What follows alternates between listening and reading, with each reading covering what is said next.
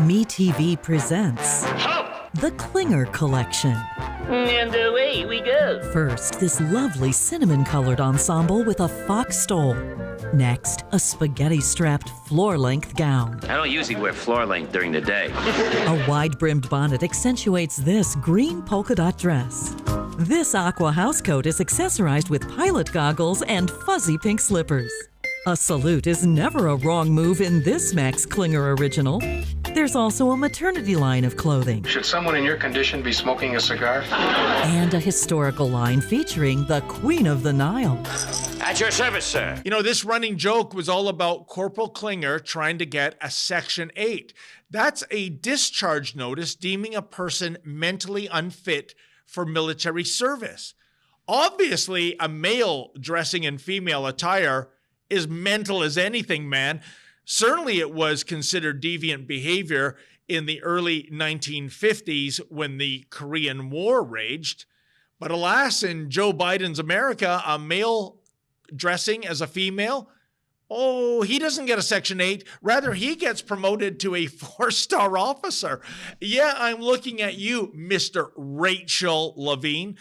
Yeah, they say diversity is our strength, but you know, when it comes to the military, folks, I say tanks rather than transgenders.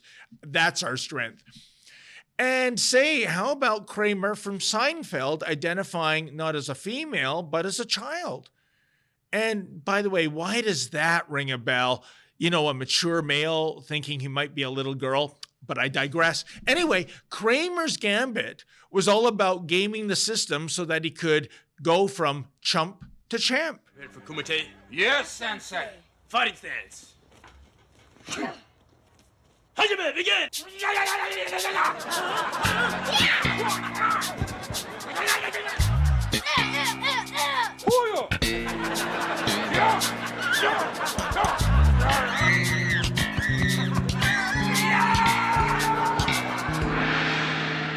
Winner!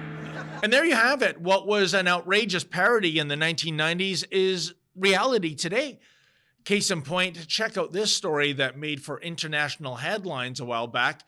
Oh, but almost zero coverage in Canada, even though it is a Canadian story. Yeah, I speak of Stephanie of Toronto, whose real name is Paul. He is a 52-year-old husband and father of 7.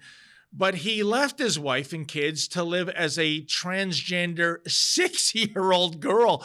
He now resides with an adoptive mummy and daddy and spends his time playing with dolls and the couple's young grandchildren. Yikes. Check out this photo. So much to unpack here, but what strikes me is the baby pacifier in his mouth.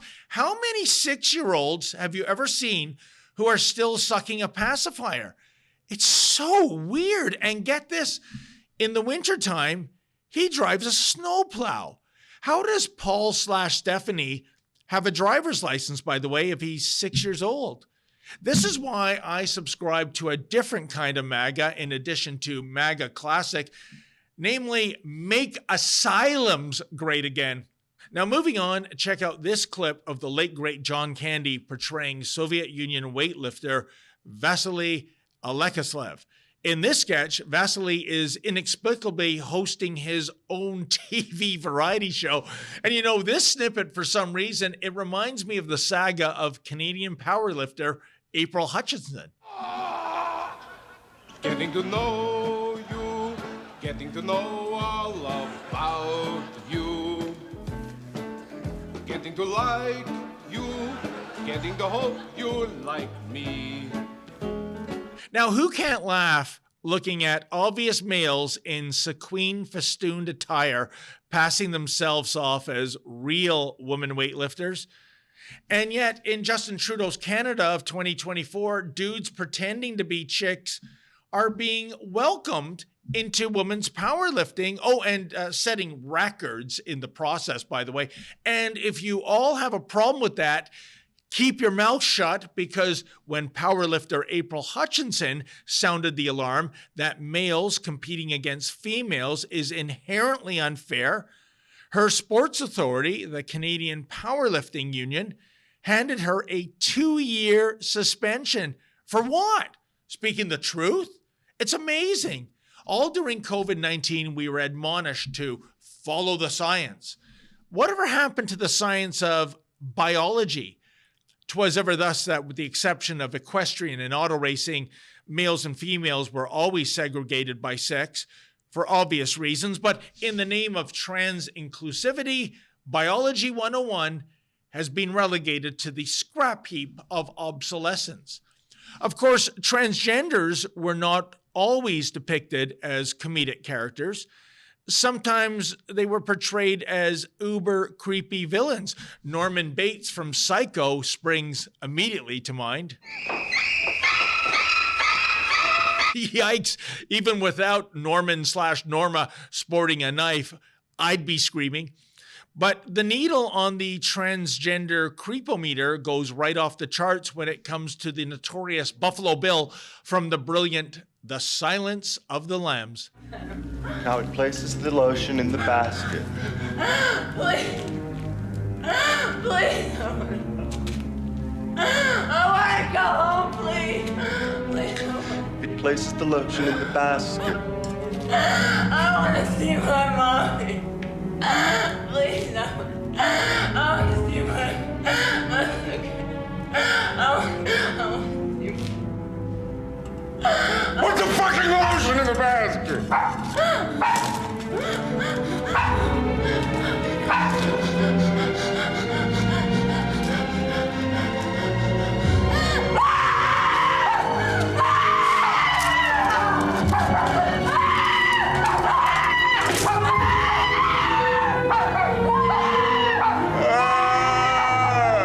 Oh, so disturbing. Yet, here's the thing, folks. Could Psycho or The Silence of the Lambs be made today by a Hollywood film studio? Well, the answer is yes, but on one proviso, that the trans character would be portrayed as the hero, not the villain. Because as the woke mantra today goes, if it's good, it's trans, and if it's trans, it's good. As previously stated, the examples I just cited go back decades. So what's the lay of the land in pop culture today when it comes to transgenderism, you may ask? Well, check out the latest from Dylan Mulvaney, who almost single-handedly killed off the Bud Light brand. He's just come out with a new music video. No humor or horror here. Well, not intentional humor or horror, at least. Just a celebration of perversion.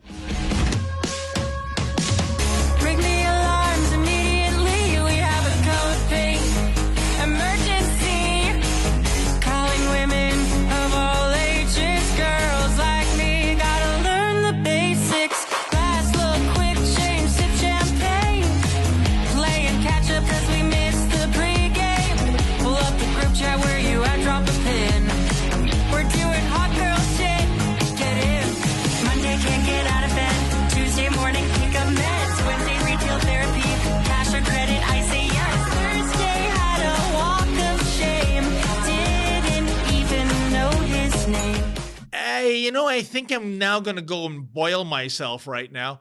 Indeed, Dylan Mulvaney no longer fantasizes about being a woman anymore, but rather he wants to be a little girl. Does anyone else find this disturbing? Oh my God, Anheuser-Busch, what the hell were you thinking?